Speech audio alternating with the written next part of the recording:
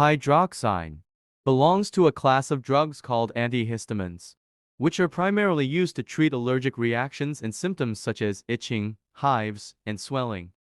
It is also used as a sedative to manage anxiety and tension.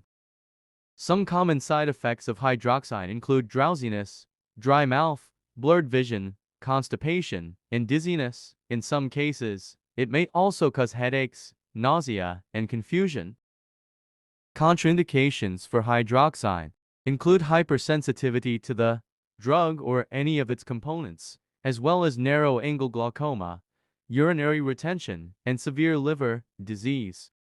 The daily dose of hydroxyzine can vary depending on the individual's age, medical condition, and response to treatment. Generally, the recommended dose for adults is to 5100 mg per day, divided into smaller doses. It is important to follow the dosage instructions provided by your healthcare provider and not exceed the recommended dose. Anxiety.